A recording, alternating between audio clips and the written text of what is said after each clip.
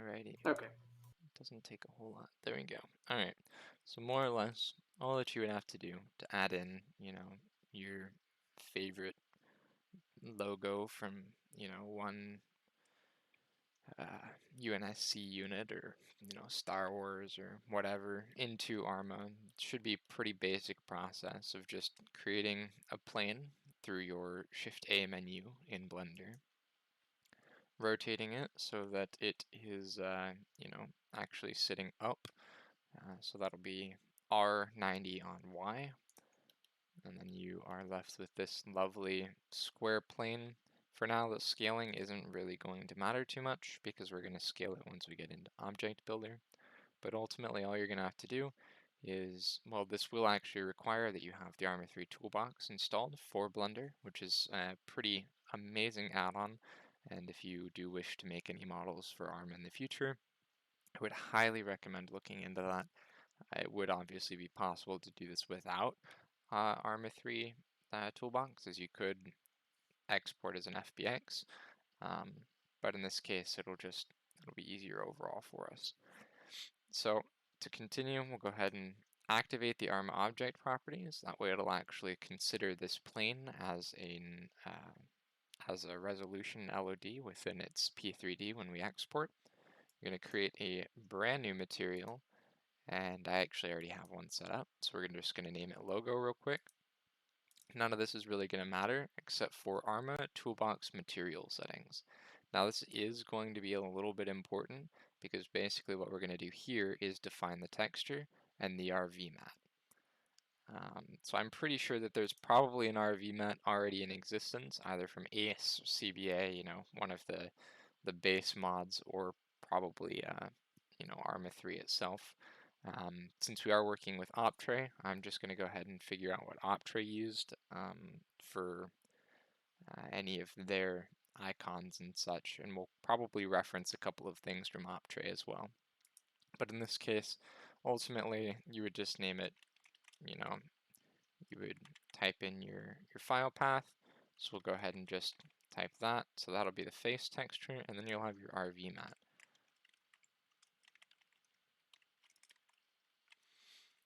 So ultimately, you can usually use just a straight up regular file extension for CA. In this case, CA is the file extension for referencing any texture that has transparency in it.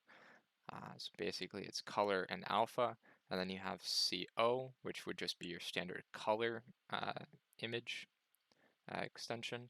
And then of course you have your RV mat, which would read your NoHQ, which would be your normal map, your ambient shadow, AS, SMDI, specular, and such. And so once you've gone and done that, you can more or less just go ahead and go up into File, Export, Arma 3 P3D.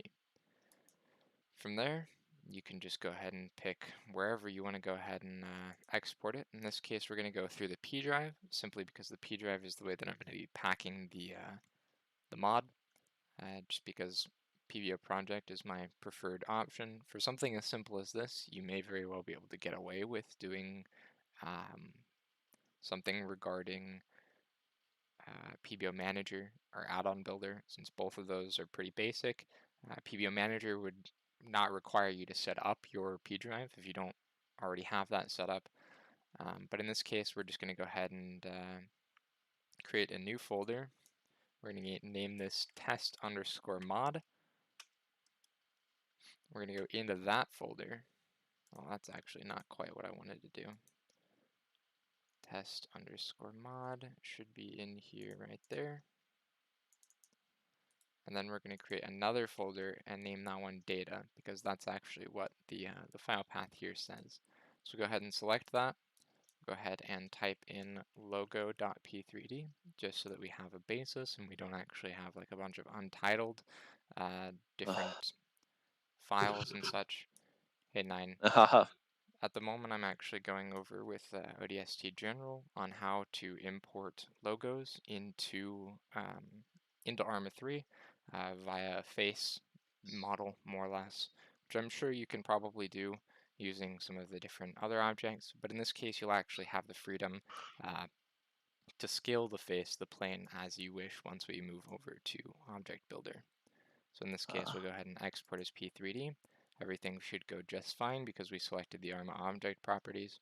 One thing that you can do, and this is obviously optional, based on whether you'd like to make multiple different versions of this, this object, you can go ahead and create a vertex group by selecting all, pressing this lovely plus button after selecting the green triangle, and then we can go ahead and name this camo. Camo is traditionally known as the hidden selection name for the texture of most objects in Arma 3. You go ahead and assign those. I like to deselect and reselect just to go ahead and make sure that those actually got assigned to the face. And then you can go back into object mode and we'll go ahead and re-export that. Well, I just wanted to hop in real quick to tell you, Vespade, that I've got somebody. Oh, I'm working something out with a guy to get started on the boar, as in for a model. Very cool. I look forward to Yep. seeing it. Yeah. I'm very happy because I was originally, from what other people were saying, it was going to be around about $2,000 to $3,000, and It's kind of this guy's willing ridiculous. to do it for 600. That's a lot of Granted, that's money. only fee. It's a lot of money, but the guy's really good, and also it's a lot less than what would normally be. I mean, ultimately, I think that's a bit steep, but I mean, there are a lot of different versions that you wish to do, so that's entirely Yeah, up to but you if the you want to spend that 600 money. is only for the base model, and then each separate module is going to be a fucking what's the word? Separate commission. Of course. So one thing that I did actually do that I'm going to go ahead and take back real quick is I'm going to take logo.p3d. I'm going to move it into the main test mod folder, as usually the way that I like to set up my folders is a data folder Yeet. and then the p3d alongside it. So in this case, we'll go ahead and open up the p3d. Go ahead and full screen it. A lot of you guys probably won't have, this for view opened up, but really it's not going to be that important. Just, you just kind of need the front, and then of course you can use these buttons up here at the top to change the view. So in this case, we're going to go ahead and go to the front. That way we can select all just by dragging our mouse and selecting. And then we're going to rotate again. So X90 should be just fine. We only have one visual LOD at the moment, so it shouldn't be too much of a problem. And as you can see, we already have camo defined here because of the vertex group that we created in Blender using the Arma 3 toolbox. And if you go ahead and go to the mask texture and material naming segment of the tools tool window, you'll also see that we already have both the PAA and the RV mat defined right here for the pathing. So now that this is set up, this should more or less be fine. I mean, it's only 4 vertices, it's one face, really not necessary to have multiple LODs here, but we'll go ahead and I'll see if I can actually locate the Optray versions of similar items, just so that we can double check and make sure that I'm actually doing this proper. So I imagine that would be in something along the lines of this.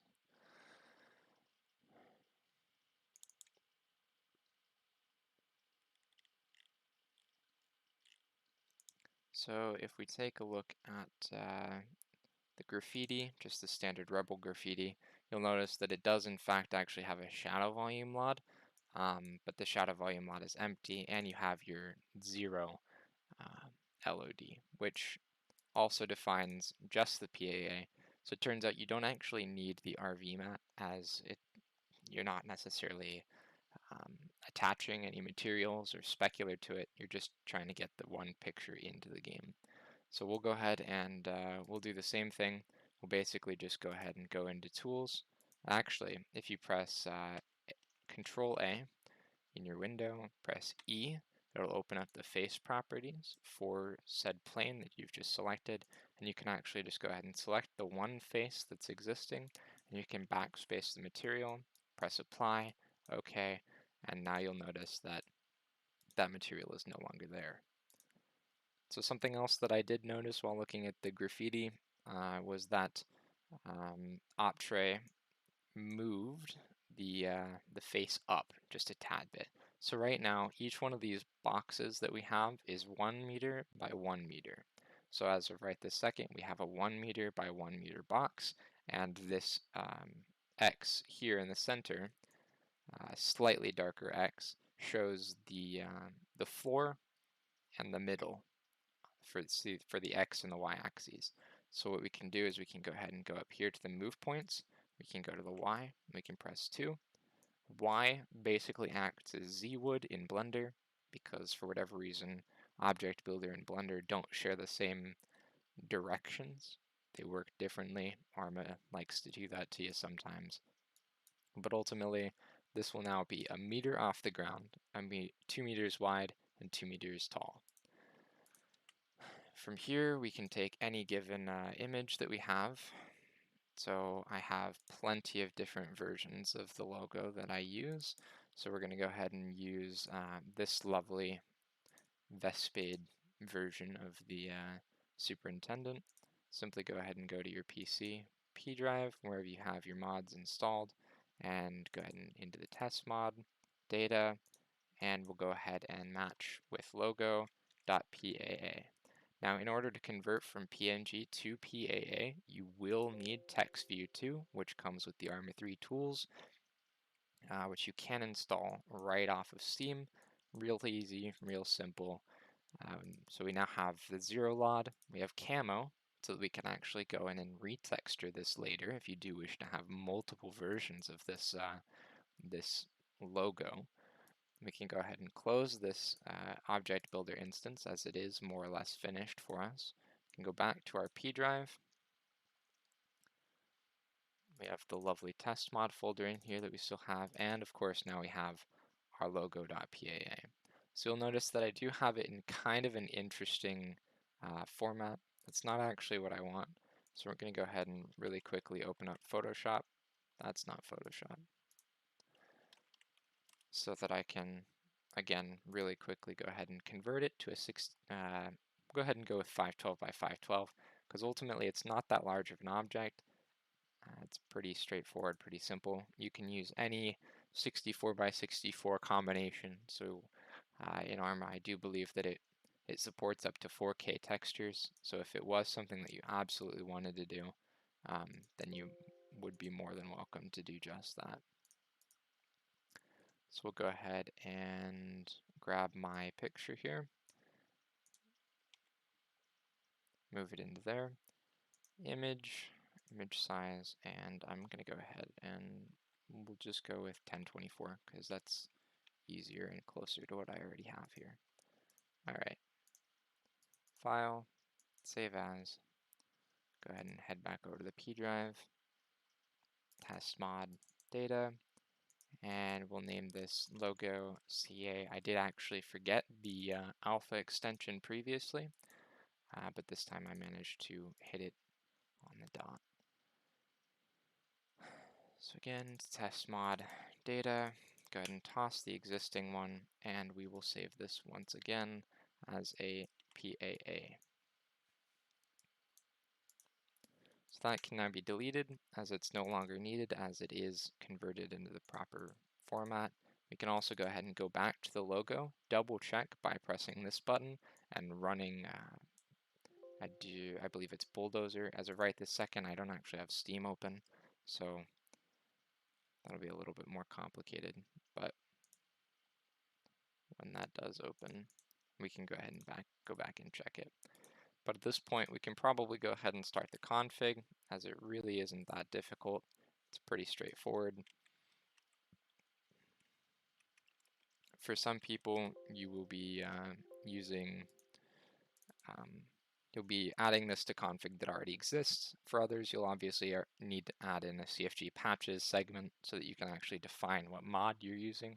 So in my case, I'm going to go ahead and create class CFG patches, This will have the author's name, the PBO, etc., the name of the mod. So I'll go ahead and I'll add to that in just a minute. But what's really important for this is that we name the class for CFG vehicles.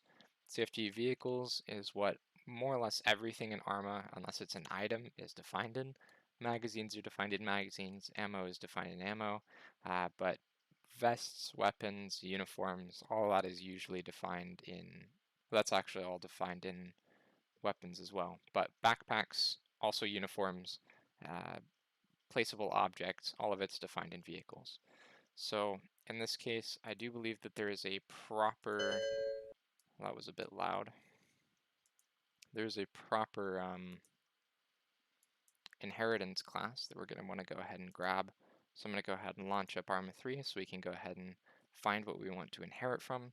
If you are using OpTray, then it's perfectly sane for you to inherit directly from the OpTray classes.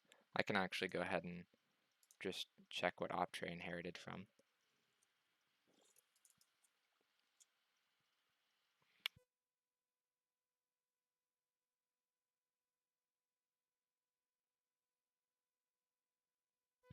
In this case, it looks like a majority of them is Land Information Board and House F. So we'll go ahead and look up graffiti. Looks like it could be non-strategic. Yeah, okay. So we'll go ahead and use non-strategic because that is what we used previously in OpTray. So basically, you'll go ahead and define class non-strategic, and then you'll define your class, which will be class test mod underscore logo 1. And that will actually inherit directly from non-strategic. That way you can get a certain amount of different pieces that you want. So in this case, you'll see that there's poster size, icon, cost, destruction type. Most of this shouldn't exactly matter too much. We're going to go ahead and grab these though, um, just so that we can make our lives a little bit easier. So you'll see that we have model here, we have vehicle class, we have scope curator and scope, display name, subcategory, destruction type. And I will go ahead and explain to you guys just what this is and what each of these different flags means. So basically, obviously, we have model. We're going to change this over to our model, which is going to be test mod slash just logo.p3d. Though technically you don't need logo.p3d, just logo, because the .p3d is assumed right out of the config. In this case, since we're kind of trying to get everything to line up in the vehicle class for OpTray you'll have your vehicle class just the same as this.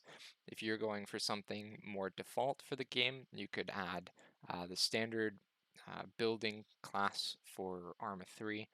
I don't know it off the top of my head, but once we get in-game and I show you guys how this model actually appears in-game, we can go ahead and take a look at that as well. Scope, which will basically just say, all right, you can see this object in the Eden editor, and scope curator is supposed to make sure that you can see this object in Zeus. Obviously, we have our graffiti.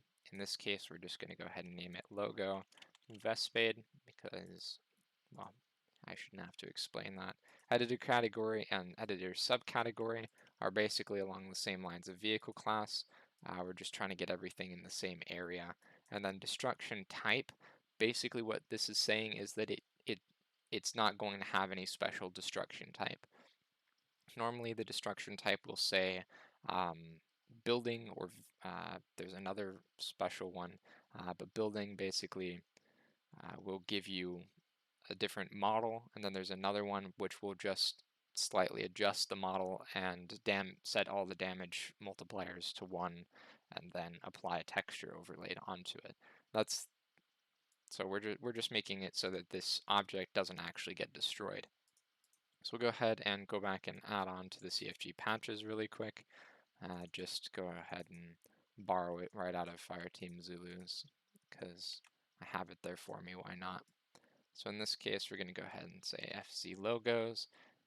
All of this here, this config is available right on the Fireteam Zulu GitHub. So if you did want to go ahead and see how the CFG patches is set up there, you can just go ahead and either, I guess pause and take a look at this, or you can go ahead and reroute yourself to the GitHub. So we have our logos for CFG patches, our CFG vehicles, we have our test mod logo, non-strategic, the model setup. We should be pretty good. So now I'll go ahead and load up PBO project. Obviously, since this model does not actually have any special collision LODs, you'll be able to walk right through it.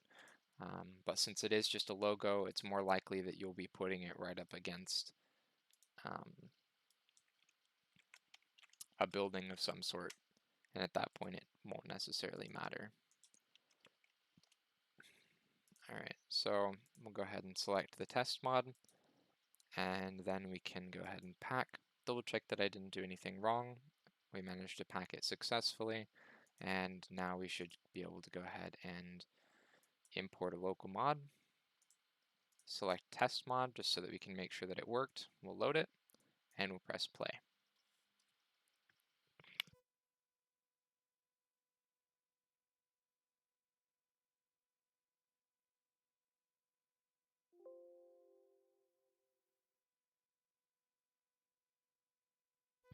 Lately, I've been doing a lot of Star Wars modding, so that's why you'll see a lot of different Star Wars folders and Star Wars mods enabled, but a lot of my time's been towards the Grand Republic Armory, Saga Workshop there.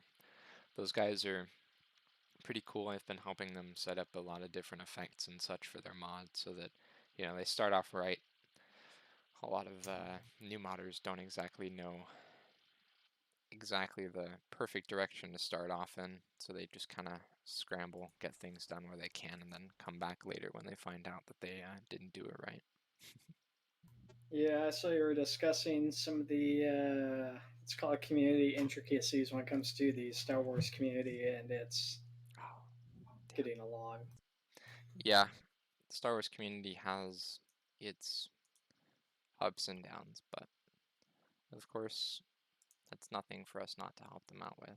Alright, so obviously, since I don't actually have Optrave loaded right this second, neither of these subcategories actually show up or do anything, but you can see that logo Vespade is showing up, and the testmod underscore logo 1 is displaying directly underneath it. So once we place that down, you'll notice that we actually do now have the texture. I do believe it's actually upside down at the moment, so in that case, we may want to go back and rotate it really quick, but you can see that it sits just about a meter above, and it's about 2 meters wide. And the 1024 by 1024 was more than enough to fill this out and give it the detail that you wanted. Really quick, we'll go ahead and go into the Tools Config Viewer, and we'll go ahead and see if we might be able to find the objects base, which will actually be a lot easier if we go ahead and go into Things, and then perhaps posters. There we go. That's probably along the lines of what we want, right? There we are. So if we go ahead and go into the Find in Config Viewer segment of this lovely poster, ultimately you could probably just inherit straight off of this leaflet, but in this case we do have leaflet base underscore F, which we can go ahead and check. I'm actually going to go ahead and just look through here so we can find out, but you have your editor category and your editor subcategory right here. So if we were to take the editor category and change that to edcat things, that'll put it in the same group. And then the same thing with ed subcat posters. And then of course we can go ahead and double check the vehicle class too, just so that we can have a more standard selection. Vehicle class small items. So we'll go ahead and grab that as well. Toss that in there. Okay, so these are all set up and proper. We'll go ahead and head back over to the model as well. And we're going to Control A, select everything, rotate, and I believe we should be able to just ultimately I'm not going to be able to tell how much it rotates on the proper axis. If I go 90, so we'll go ahead and just go 45 so we can figure it out. If the front, yeah, there we go. All right, so we'll go ahead and just have it do a 180 rotate real quick. That should be fine. Go ahead and Alt F4 in game. We'll launch this up real quick, since now that I've actually opened up Steam, we can go ahead and launch Bulldozer and it'll open us up into the model viewer. Somewhere in the model viewer we should actually be able to find our object. At least one would hope. There we are. So it's actually also rotated the other direction. So I do believe that's how most of them are, so I'm not too worried about that. But if you really were worried about it, you could go ahead and take Control A again, and you could rotate it about the, I believe it's Y. And that would just flip it around, but I'm not too worried about that. So now that we've fixed that, we're going to go ahead and go in and add another version of my logo, which of course I had not prepared for, so we're going to go ahead and have to open up Photoshop again. But with this, we can actually go ahead and create a new text document, and this will be named Model CFG.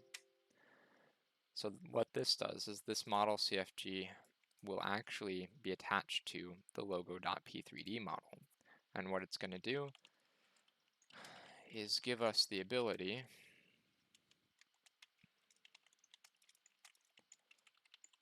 to retexture the model.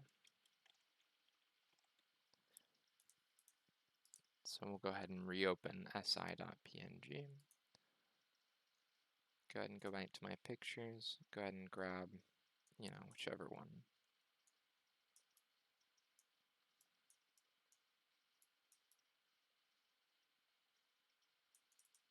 That's good enough. File, save as. We'll head back over to the P drive and toss this one in there as well.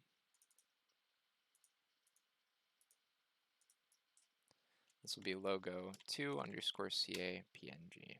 Perfect.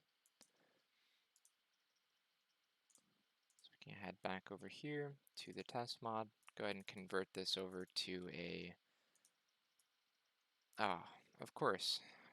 That's okay. It should be just fine. It might bug a little bit, but for the sake of the tutorial, you guys already know that you need to have it in a 64x64 format. For ultimate, things actually working properly, that's the best way to go about it. So in your model CFG, you're going to need a CFG skeletons and a CFG models.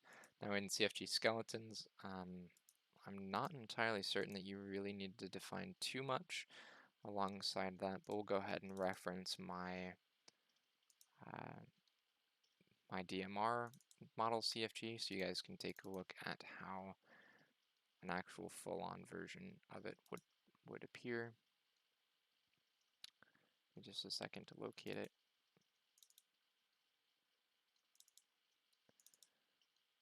392, there we are. All right, so if we go ahead and open this one, you'll notice that we actually have CFG skeletons right here, a standard class default, and then it defines all of the skeleton bones. In this case, we actually likely won't need this lovely list. We just kind of need a standard basic skeleton here. We'll go ahead and change is discrete logo default, and we can go ahead and toss this over to 0. So now there really isn't anything in the skeleton because we don't actually have to change the display. We don't need to have the muzzle flash. There's no trigger. It's just a plain face. So it's not really anything too special. But we do need something for the actual model class. Now model classes actually require the class name to be the exact same as the model name. So if we named the model as logo.p3d as we had, then we'll also have to name the class in CFG models as logo.p, or not logo.p3d, but as logo. We're going to go ahead and change this skeleton name to be logo. That way it matches up with the CFG skeleton up here, which is just a basic one, not anything really special. And we'll go ahead and make sure that we add in the sections camo. Now that we've actually given it a hidden selection, we can go back to the config that we'd written and write up a new version of this. So in this case, we'll have class test mod underscore logo 2, and that can inherit from test mod logo 1. Since we already have the model, vehicle class, editor subcategory, scope, curator, all of this is more or less going to be exactly the same because we're going to pull it right from this class through the inheritance. However, we will want to go ahead and make sure that we change the display name so that we can differentiate between the two of them, and we're going to want to go ahead and define the hidden selections, which is there's only one, so we'll go ahead and add camo, and hidden selections textures, which again there's only one, so I'm not too worried about having any extra indents, but this will actually go ahead and just have the same test mod data, and then it'll be logo 2 underscore ca.paa, as that is what we have it named here, logo 2 underscore ca in test mod data. So that should be just fine. Scope and scope curator will inherit. The logo will inherit. We should be good to go. So we'll go ahead and crunch that. Oh, make sure that I actually did something right or wrong, etc. 18 wrap on the model CFG, missing inheritance classes. I actually forgot to define default. Look at me. Even I make mistakes, guys. Now we should be able to build just properly. That should go straight into the test mod folder that we've already set as a local mod, and we should be able to just go ahead and press play.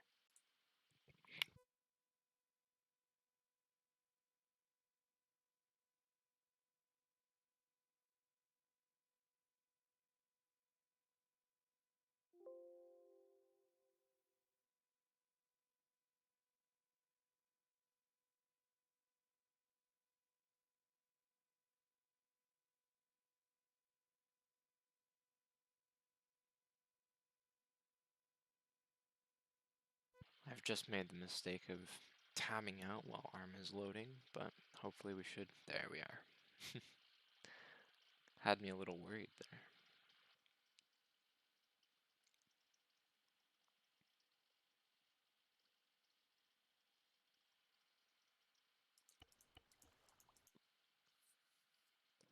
Ultimately now we should have two different logo or not models, but two different logo items that we can search up. We'll have the logo Vespid, which should now no longer be upside down. Perfect. And we should have logo Vespid angry, which does appear to be a little bit angry. I do believe that that's due to the fact that the resolution is incorrect though. However, you can see that you were able to easily apply a secondary texture to it through the hidden selections textures commands that I gave in an example of right there in the video.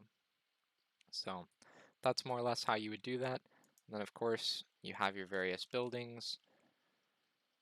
So if you wanted to, have the Vespade office building, all that you'd have to do is go ahead, spawn in that lovely logo, and see about getting that lined up. Voila. Now I have my own office building. Just like that, you guys now have two different versions of whatever texture that you want in a 64 by 64 multiplied area. Of course, you can go ahead and go back.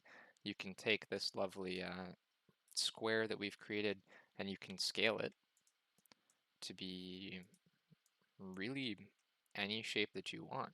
You can of course scale it down just by 0.5, that way you only have a 1 meter box here. Slightly smaller version of said logo that you're working with. or you could scale it up. Another perfectly valid example would be to scale it twice as much in the top, and at that point you would just have like a 1024 or my bad, 512 by 1024 texture, or vice versa. You could go ahead and scale it the other way around and have a 1024 by 512.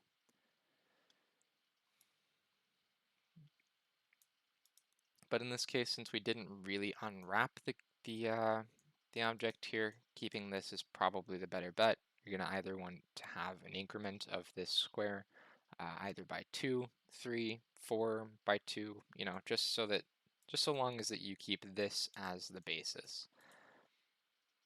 If you did want to go ahead and make a more complicated shape, it's certainly possible, but in this case, since we're taking advantage of the fact that you can in fact use CAs, just using a regular square is going to make everybody's life easier because you're using a lot less vertices than you would have to if you were to just make the actual shape and then texture that shape specifically.